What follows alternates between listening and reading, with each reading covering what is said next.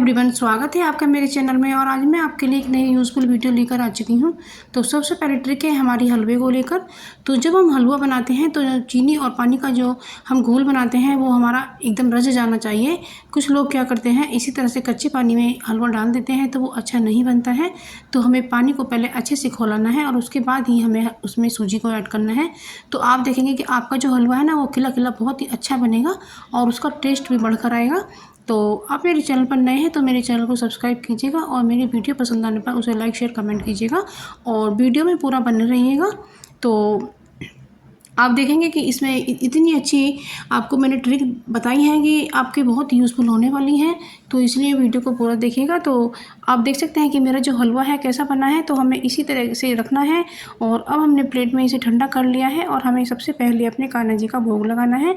और इस पर मैंने 1 चम्मच देसी घी डाला है और इसमें तुलसी जी का पत्ता रखना हमें ज़रूरी है, क्योंकि तुलसी जी के बिना भगवान भोग नहीं लेते हैं। तो हमने हलवे को थोड़ा ठंडा किया है और अब मेरे कान्हा जी को आप देख सकते हैं, दर्शन कर सकते हैं उनका।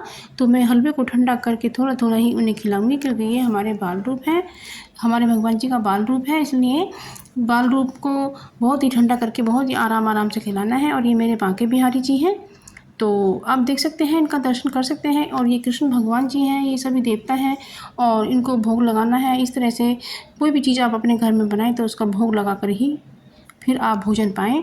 आती है हमारी। तो फ्रेंड्स, हमें कढ़ाई में बेलन डालकर ज़रूर से देखना है। क्या होता है, जब हम अपना तेल गरम करते हैं, हमें कचड़ी भूननी हो या फिर हमें पूरी बनानी हो, तो इस तरह से बेलन डालकर देख लें। यदि उसमें बुलबुले आ रहे हैं तो समझो हमारा तेल हो गया है, और यदि नहीं आ रहे हैं तो तेल हमारा भी कम गर्म है। तो उससे यदि हम कम गर्म में डालते हैं तो हमारी पूरी फूलती नहीं है और ना ही सिकती है ढंग से, और वो कड़ी हो जाती है। तो इस तरीके से हमारी पूरी हार्ड बिल्कुल नहीं होगी और सॉफ्ट पूरी बनेगी और एकदम फूल कर आएगी, जैसा कि आप वीडियो में देख सकते हैं। तो फ्रेंड्स, हमें कढ़ाई में तेल गरम करते समय इस तरह से बेलन की डंडी को डालकर देख लेना है, क्योंकि हमें ठंडी कॉफ़ी बनानी है। और हमने इसके लिए नेस्कैफ़े का एक पाउच ले लिया है। तो बस इसमें हम नेस्कैफ़े को फाड़ करके कॉफ़ी इसमें निकाल कर डाल देते हैं। तो फ्रेंड्स, हमें 1 गिलास बनाना है। यदि आपको ज़्यादा बनाना हो तो आप ज़्यादा भी ले सकते हैं। और इसमें हमने चीनी ऐड कर दी है और इसमें हम थोड़ा सा पानी डाल देते हैं और इसको अच्छे से हम फेंट लेते हैं, जिससे हमारी जो चीनी है वो घुल सके। और आप मेरे चैनल पर नए हैं तो मेरे चैनल को सब्सक्राइब भी कर लीजिएगा और मेरी वीडियो पसंद आने पर लाइक शेयर कमेंट जरूर से कीजिएगा। तो हमारी जो कॉफ़ी है वो घुल कर तैयार है, चीनी और कॉफ़ी इसमें घुल गई है। तो बस इसमें हम अब ताज़ा ठंडा दूध ऐड कर देते हैं। हमने ये फ्रिज का ठंडा किया हुआ दूध है, और आप नॉर्मल दूध भी ले सकते हैं, लेकिन उसमें आपको बर्फ़ ज़्यादा डालनी पड़ेगी। तो मैंने ये ठंडा दूध लिया है, तो इसलिए मुझे इसमें बर्फ़ डालने की कोई ज़रूरत नहीं है। यदि आप इससे भी ज़्यादा ठंडा चाहते हैं तो आप इसमें बर्फ़ के कुछ क्यूब्स डाल सकते हैं। तो ये कोल्ड कॉफ़ी बनकर के तैयार है। और यदि आपको ज़्यादा झाग वाली बनानी है तो होगी। तो अब ये अगली ट्रिक आती है मेरी, जो ये हमारे लकड़ी के बर्तन होते हैं, जैसे बेलन है या कोई स्पैचुला है, तो उनका क्या होता है, लकड़ी बेजान होने लगती है और सूखने लगती है। तो इससे इनकी लाइफ कम हो जाती है। तो इस पर थोड़ा सा ऑयल लगा दें, आप चाहें सरसों का ऑयल लगाएं या ऑलिव ऑयल लगाएं। तो इस तरह से इनकी जो चमक है वो बढ़ जाएगी और इनकी लाइफ भी बढ़ जाएगी। तो इस तरह से आप कर सकती हैं, ये बहुत अच्छी ट्रिक है। अब अगली ट्रिक आती है हमारी बर्तनों में। जो ये छोटी प्लेटें होती हैं, अक्सर क्या होता है कि ये छोटी जो हमारे सामान होते हैं उन्हें हम कटोरी में रख करके इस तरह की प्लेटों को उन पर ढक दिया करते हैं, और वो धीरे धीरे सारी हमारे फ्रिज में चली जाती हैं। और जब हमें छोटी प्लेटों की ज़रूरत होती है तो हमें किचन में मिलती नहीं है।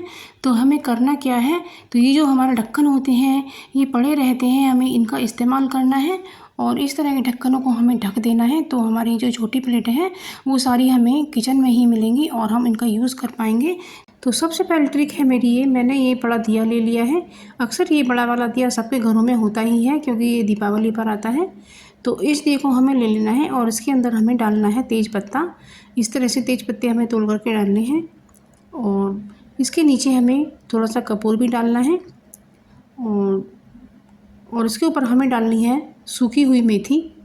ये सूखी हुई मेथी, इसे सुखाकर हमें ज़रूर से रखना चाहिए, क्योंकि ये बहुत ही यूज़फुल होती है और इसकी जो सब्ज़ी है आजकल के मौसम में बहुत अच्छी लगती है। और तो नहीं सुखा के रखते हैं तो आप ज़रूर से रखिएगा। तो मैंने इसमें डाला है सरसों का तेल, जो सबके घरों में अवेलेबल रहता है, और आपके पास नीम का तेल हो तो वो भी डाल सकते हैं। और मैंने इसमें डाला है सैनिटाइज़र, क्योंकि इसमें जो खुशबू होती है वो मच्छरों को बिल्कुल भी पसंद नहीं होती है।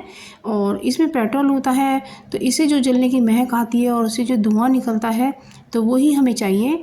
तो इससे क्या होता है फ्रेंड्स कि इससे मक्खी और मच्छर या छिपकली भी दूर दूर भाग जाते हैं और ये आपके घर में बिल्कुल भी नहीं घुसेंगे और ना ही आपके बच्चों को काटेंगे। और इसमें हमने ऐड की है थोड़ी सी अजवाइन। तो अजवाइन की जब दूर दूर तक महक जाती है तो मक्खी मच्छर दूर तक भाग जाते हैं। तो ये ज़रूर से कीजिएगा, ये बहुत ही अच्छा घरेलू उपाय है। क्योंकि जब हम बाज़ार से कोयल या कोई भी दवाई लेकर आते हैं तो उससे क्या होता है कि वो हमारे बच्चों या हमारे फेफड़ों में धीरे धीरे जाती रहती है और वो हमें बहुत ही नुकसान देती है। और ये घरेलू चीज़ें होती हैं, ये हमें बिल्कुल भी नुकसान नहीं देती हैं। और इसी तरह से हमें धुआं करना है ताकि कोने में छिपे मच्छर बाहर निकल सकें। अब अगली ट्रिक आती है हमारी आटे को लेकर। जब हम थोड़ा सा आटा गूंथते हैं और हमें बिना हाथ लगाए ही उसे गूंथना है, तो हमें क्या करना है, हमें लेना है 1 कटोरी आटा और उसके अंदर हमें आधा कटोरी ही पानी डालना है। इससे फ्रेंड्स पतला भी बिल्कुल नहीं होगा और बिल्कुल सही होगा, आप देख सकते हैं। मैंने इसमें थोड़ा सा नमक भी ऐड किया है और विस्कर से इस तरह से हम आटा गूंथ लेते हैं। मैंने थोड़ा सा जो पानी बचाया था वो भी इसमें ही काम आ गया है। तो पूरा आधा कटोरी पानी इसमें लग गया है। तो देख सकते हैं कि हमने बिना हाथ लगाए आटा अपना गूंथ लिया है और हमने हाथों पर थोड़ा सा तेल लगा करके इसे इकट्ठा कर लिया है। तो हमारा आटा तैयार है। आप इससे पूरी, पराठे, रोटी कुछ भी बना सकती हैं। तो इस तरह से जब आपको थोड़ा सा आटा गूंथना हो तो बिना हाथ लगाए ही कर सकते हैं, तो इससे जल्दी काम हो जाता है। तो अब फ्रेंड्स अगली टिप आती है हमारी, जो ये सेफ्टी पिन से जुड़ी हुई है। तो जो सेफ्टी पिन होते हैं, क्या होता है, हम इस तरीके से इन्हें लगा देते हैं। ये खोते तो बिल्कुल नहीं है, लेकिन हमें एक समस्या आती है। जब हम अपनी साड़ी का पल्ला बना रहे होते हैं तो एक हाथ से हमें इन्हें पिन को निकालने में दिक्कत आती है। तो हमें करना क्या है, हमें लेना है एक छोटा सा डब्बा और इसके ये जो डिस्पोजल डब्बे होते हैं ये अक्सर घर में निकल ही आते हैं किसी न किसी चीज़ में, या फिर आप इतना बड़ा प्लास्टिक का डब्बा बाहर से ला सकती हैं। तो उसके अंदर हमें पार्टीशन बनाना है और तो इसके लिए हमने लिया है कार्डबोर्ड, पेस्ट का खाली डब्बा। तो जो पेस्ट का खाली डब्बा होता है उसे आपको बिल्कुल भी नहीं फेंकना है और ये बहुत ही हमारे यूज़फुल हो सकते हैं। तो हमने इसको चारों तरफ से काट कर इसमें से हमने एक गत्ता निकाल लिया है।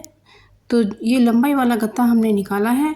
तो बस इसको हम बीचों बीच इस तरीके से फिट कर देते हैं और इसके बीच में हम थोड़ा सा कट का निशान लगा देते हैं, क्योंकि जो दूसरा हम पार्टीशन बनाने के लिए गत्ता लगाएंगे तो वो इस पर फिट हो जाएगा।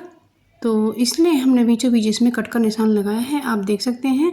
तो कितना अच्छा फिट बैठा है। अब दूसरा भी हम इसमें लगा देते हैं। तो हमने इसको 4 भागों में डिवाइड कर लिया है और अपने हम सेफ्टी पिन और ब्रॉच और चिमटियाँ वगैरह हम इसमें ऑर्गेनाइज करके रख सकते हैं। तो ये डब्बे बहुत अच्छे ऑर्गेनाइज़र का काम करेंगे। तो इस तरह से आप पल्ला बनाते समय भी एक हाथ से पिन निकाल सकती हैं और बड़े ही आसानी से आप अपने पिन को लगा सकती हैं। तो इससे भी आप पिन को इस तरह से ऑर्गेनाइज़ करके देखें तो आपको बहुत ही अच्छा महसूस होगा और कितना अच्छा लग रहा है।